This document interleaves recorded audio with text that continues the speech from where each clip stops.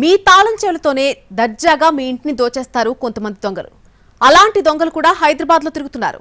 తాజాగా ఒక యువతి అలాగే దొంగతనం చేసి పోలీసులకు చిక్కింది. జగద్గిరిగుట్ట పోలీసులు ఆమెను అరెస్ట్ చేశారు. ఇంటికి తాళం వేసి షూ స్టాండ్లోనో పక్కన కిటికీలోనో చెట్ల పొదల్లోనో తాళం చెవి దాచేస్తున్నారా? అయితే మీ తాళం చెవితోనే మీ ఇంటిని దోచేస్తారు, జాగ్రత్త అని పోలీసులు హెచ్చరిస్తున్నారు. అలాంటి వారు కూడా హైదరాబాద్లో తిరుగుతున్నారని చెబుతున్నారు. ఇక్కడ చూడండి, ఈ కిలాడి లేడీ కూడా అదే కేటగిరీ. జగద్గిరిగుట్ట పరిధిలో ఈ నెల 18న జరిగిన చోరీ కేసును పోలీసులు ఛేదించారు.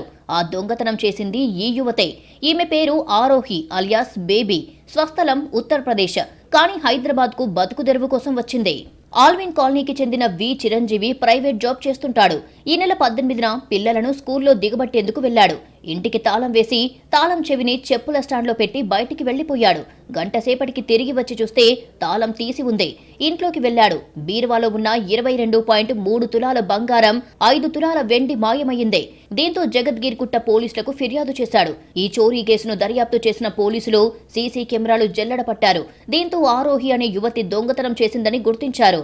సనత్ నగర్లోని మధురానగర్లో ఉంటున్న ఆరోహి ఇంటింటికి తిరుగుతూ చిన్న చిన్న వస్తువులు అమ్ముతుంటుంది.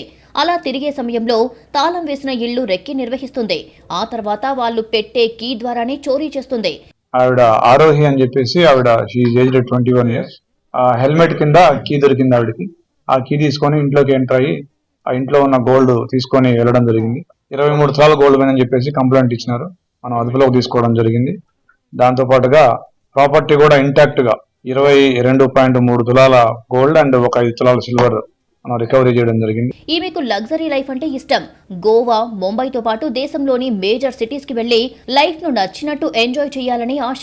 ఈమె చేస్తున్న పనితో ఎక్కువ డబ్బులు రాకపోవడంతో లైఫ్ ను తాను అనుకున్నట్టు మలుచుకోవడానికి దొంగతనాలు చేయాలని నిర్ణయించుకుంది. కానీ దొంగతనం చేసి పోలీసులకు దొరికిపోయింది.